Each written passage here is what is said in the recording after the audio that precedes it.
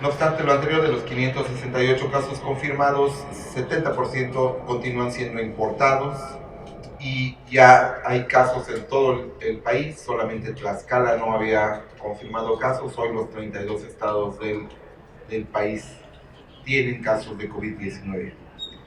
88% de los casos, que son 503 pacientes, son casos leves, que es bien importante que vayamos entendiendo esto en nuestras casas, cómo se comporta clínicamente, y el padecimiento en la mayoría de sujetos es de forma leve. 35 de los sujetos han sido hospitalizados, pero se encuentran en condiciones estables, y 18, 3% de los casos son graves. La mediana de edad de los casos es de 41 años, es una población relativamente joven. 58% ha ocurrido en varones y el resto en mujeres. Además, el día de ayer informa a la comunidad que se confirmaron 2 defunciones adicionales, completando a la fecha 8 muertes por COVID-19 en el país. Las muertes han ocurrido en la Ciudad de México, 4 de ellas, 2 en Jalisco, 1 en Durango y 1 en San Luis Potosí. De las 8 muertes, 7 han sido en varones, en hombres, y el resto en una mujer. La edad de estos pacientes oscila entre los 41 y los 74 años de edad. Un factor muy importante que debemos comenzar a entender es que esas defunciones ocurrieron en personas que tienen al menos un factor de riesgo, que son los padecimientos crónicos. Todas las defunciones han tenido padecimientos crónicos, particularmente diabetes e hipertensión arterial. Así, México está en la fase 2 de la epidemia. La Organización Mundial de la Salud ha confirmado 462.684 casos de la enfermedad en todo el mundo. 18% de ellos ocurren ya en China. Italia es el segundo país, y ya en tercer lugar se encuentra Estados Unidos. Cuarto lugar España y quinto lugar Alemania. Esos son los 5 países con más transmisión de la enfermedad. En América se han registrado 75,000 casos. Estados Unidos tiene 63,000 de ellos, Canadá 3,409 y Brasil 2,433. En América Latina, 33 países han confirmado casos. Los que más volumen tienen son, en este orden, Brasil, Ecuador, Chile, México y Panamá. A nivel mundial, esta enfermedad ha provocado la muerte a 20,834 personas, lo que implica que 4.5% de todos los enfermos fallecen. En Italia, la letalidad es del 10%, es decir, 10 de cada 100 enfermos fallecen. En España 7%, en China 4% y en el resto del mundo 2.5%. En el estado de Sonora, le informo a la sociedad que el día de ayer no tuvimos casos confirmados, por lo que nos mantenemos con 8 casos de la enfermedad en el estado, 3 de ellos en el municipio de Hermosillo, 3 en Cajeme, 1 en Navojoa y 1 en Guaymas. Hemos estudiado mediante pruebas de laboratorio a 125 personas sospechosas, 72 de ellas ya fueron descartadas por pruebas de laboratorio, 45 se encuentran en proceso y hay 8 casos confirmados. Además, en los 2 últimos días hemos monitoreado a 236 personas que han tenido el antecedente de viaje a áreas de riesgo. El día de ayer hemos tomado 9 muestras de casos sospechosos a personas que tenían antecedentes de viaje a regiones de riesgo. Hemos continuado con las acciones preventivas y tan solo en el día de ayer hemos revisado a 9,800 pasajeros en centrales de autobuses, aeropuertos y garitas del estado. Hemos continuado con las acciones preventivas mediante gel alcohol y educación comunitaria. Informo a la comunidad lo siguiente. Esta mañana hemos tenido una reunión muy productiva, muy fructífera con las instituciones de mayor prestigio académico del estado de Sonora, que incluyen a 4 en este momento: la Universidad de Sonora, el Centro de Investigación en Alimentación y Desarrollo, el Centro de Investigaciones Biológicas del Noroeste y el Colegio de Sonora. El resultado de esa reunión será trascendental para generar conocimiento, medidas preventivas, desarrollo tecnológico y promoción de la salud para los sonorenses. Las 4 instituciones formaremos, junto a los servicios de salud de Sonora, una alianza para contener del mejor modo posible la inminente llegada de la epidemia al estado de Sonora. Insistimos en este último mensaje: el distanciamiento social, en tanto no exista vacuna específica ni tratamiento que modifique el curso clínico de la enfermedad, es la mejor medida para mitigar la transmisión entre los humanos. Pues si lo hacemos con responsabilidad, con conciencia colectiva, haremos que el impacto se mitigue al menos 50%. Estas acciones de distanciamiento social debilitan, como hemos informado, la cadena de transmisión del padecimiento y con ello ayudan al bienestar comunitario, disminuyen el impacto médico y por supuesto favorecen la salud pública que ocasiona la presencia de la enfermedad en este estado. Hacemos un llamado nuevamente respetuoso a que se cumplan las medidas que ha dictado la gobernadora para mantener el distanciamiento social. Termino con otro mensaje. Aquellas personas que ingresen al estado de Sonora, manténganse en su casa, manténganse en su habitación, no tengan miedo, no les va a pasar mayores cosas si ustedes se mantienen con cuidado. La mayoría de ustedes no va a tener síntoma alguno, ni siquiera va a estar infectado por COVID. Pero la importancia de que se mantengan en esto, en su casa, es que evitarán la diseminación del virus. Hemos dicho, conviértanse en la mejor vacuna que tengamos los sonorenses para enfrentar el virus.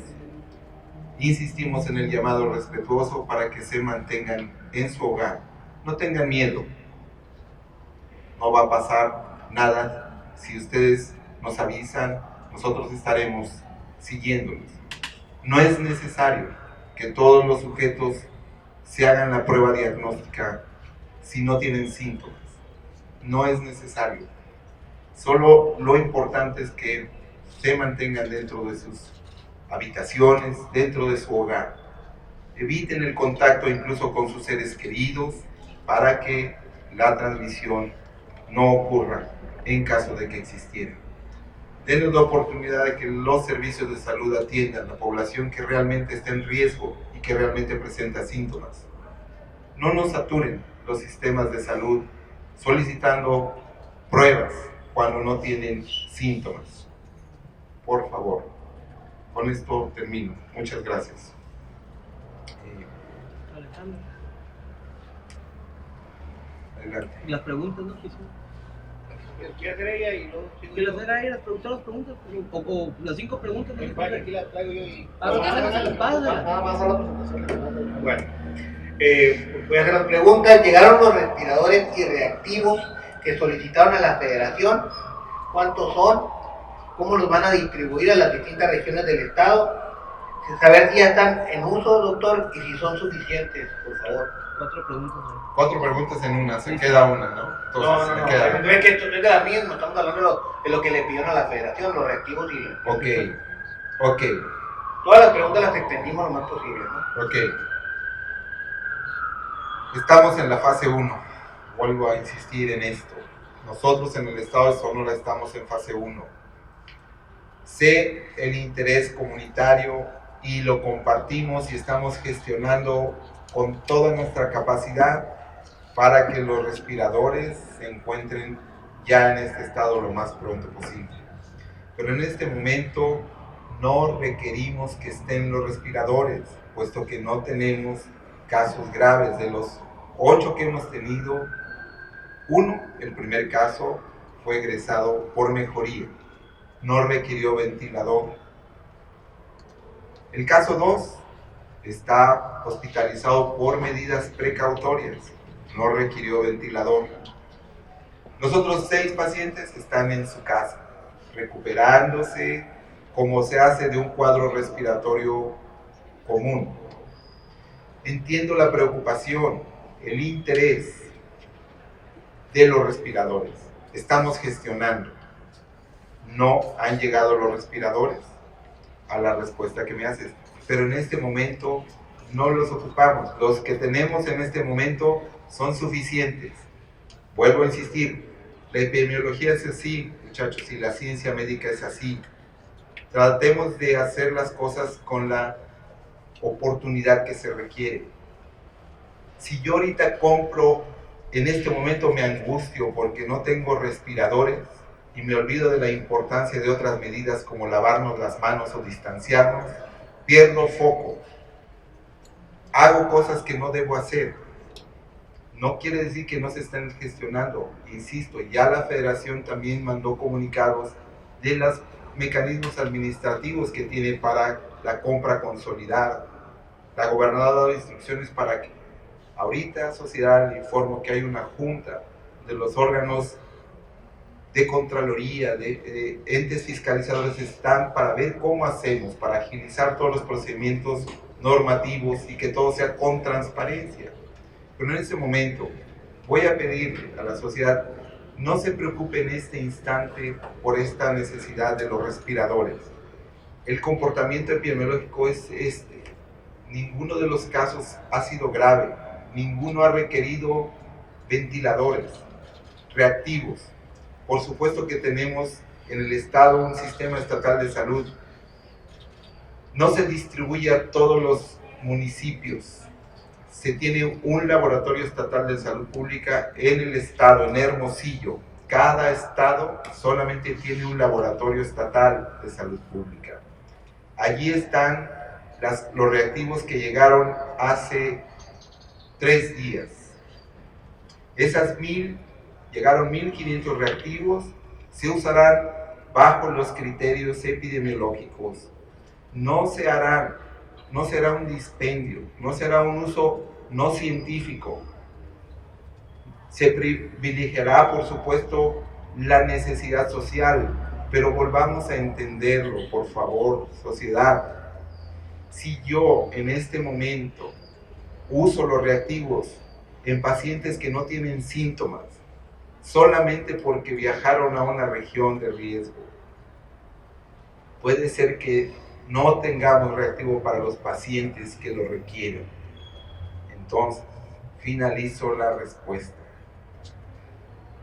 Tengo que quedarme en casa, y dentro de mi casa tengo que quedarme en mi habitación. Es muy probable que no desarrolle síntomas y no necesito gastar las pruebas. Las jurisdicciones lo que hacen es tomar las muestras, nos las traen por un sistema de vigilancia de ruta terrestre, llegan al laboratorio estatal y aquí se procesa.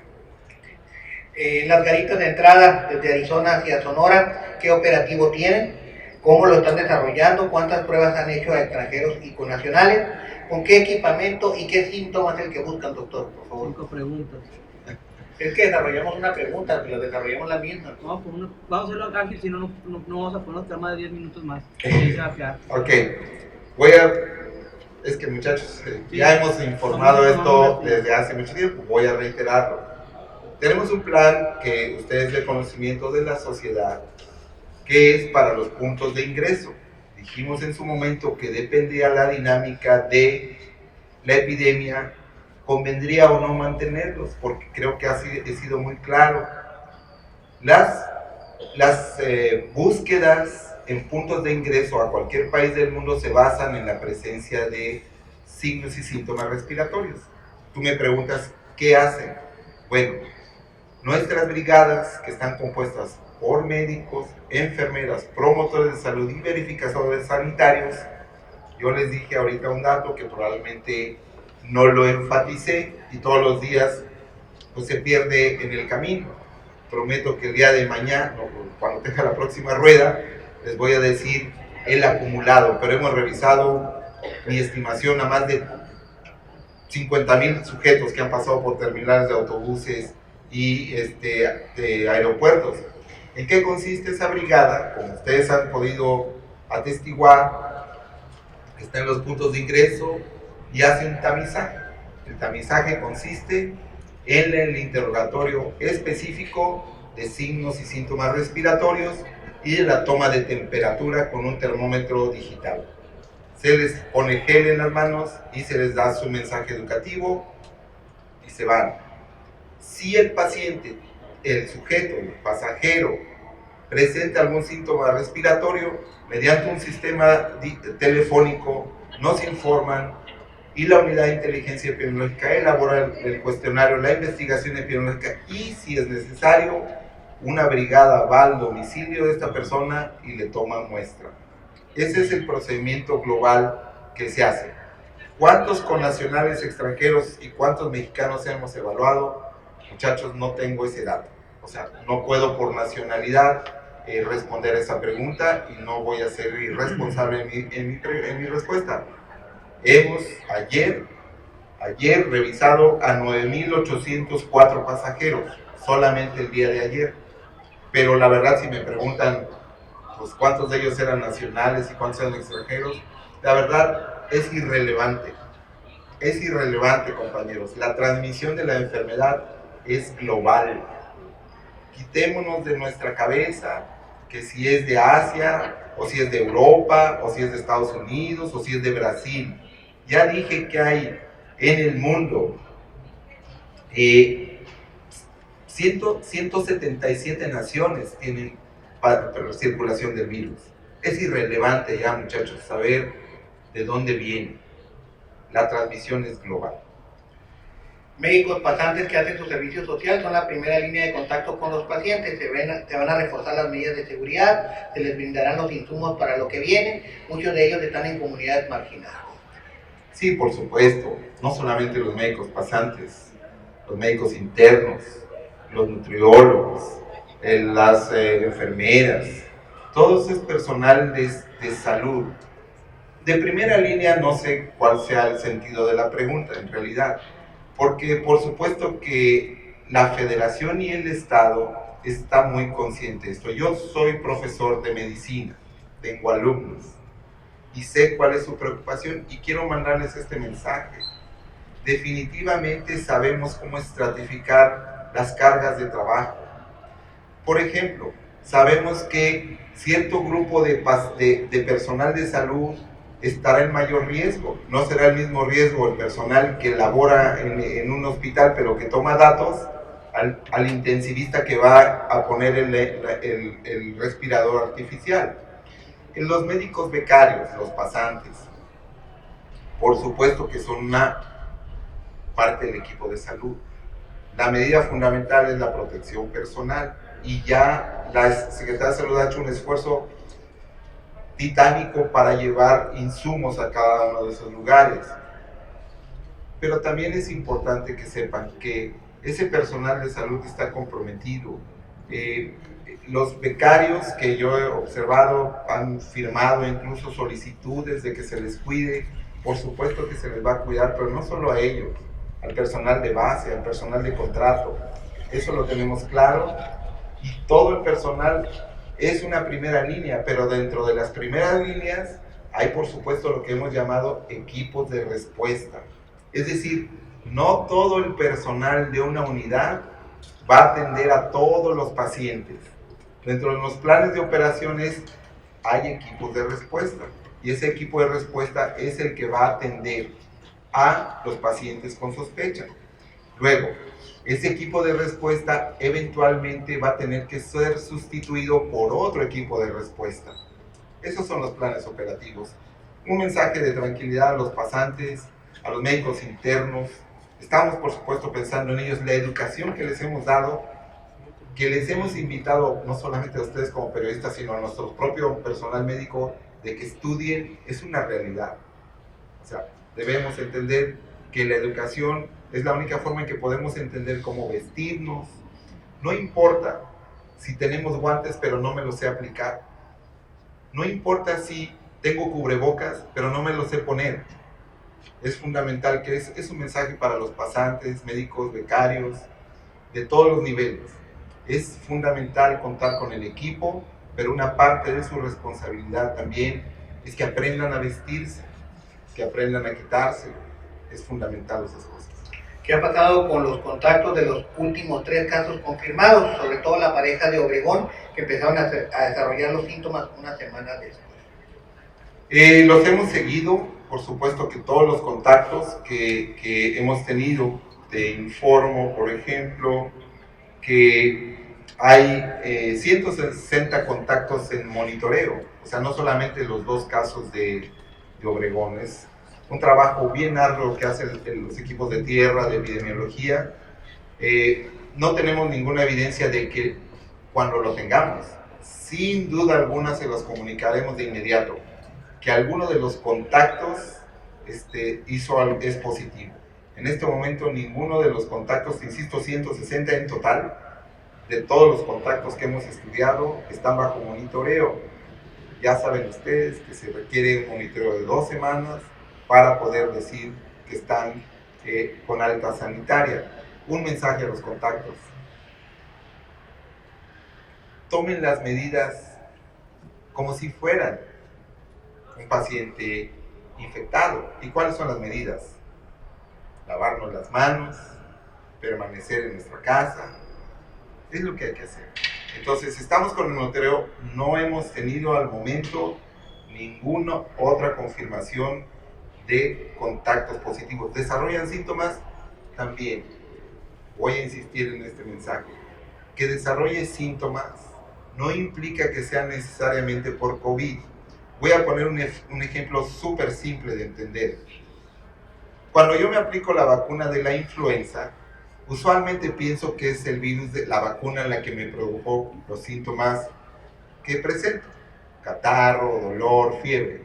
Pero recuerden que en esos periodos en los que se forman defensas también me expongo a otros virus. Voy a repetir que no necesariamente que yo desarrolle síntomas, aun siendo contacto de un caso, implica que es por coronavirus, sino por algún otro agente respiratorio. De eso nos estamos encargando nosotros, de comunidad. Estamos siguiendo el monitoreo de cada uno de los contactos, pero, insisto, ayúdenos estos contactos. Quédense en casa. Son los que mayor responsabilidad tienen para protegernos al resto. Doctor, por acá. Laura. Hace unos momentos por redes sociales se difundió un audio alertando a la comunidad y diciendo que al menos 20 pacientes en cada hospital, pero decía algo muy importante, que a lo mejor en 3 hospitales, 2 de aquí de Hermosillo y uno en Ciudad Obregón, se podrían utilizar para concentrar a pacientes con COVID. ¿Sería descabellado esto o sea, estado platicando? No, de hecho la próxima semana, no la próxima semana. A ver, el plan de operaciones, que a lo mejor hasta algún día tenemos una rueda de prensa específica para plan de operaciones, significa que debemos identificar una red estratégica de hospitales. Como en cada ciudad habrá una red estratégica de centros de salud. Fíjense bien, la idea es que no tenga que trasladarse el sujeto desde Navojoa hasta Hermosillo, sino que haya un centro de referencia en el lugar geográfico más cercano. Entonces, Ciudad Obregón, el centro del estado, el Valle de Empalme y Guaymas,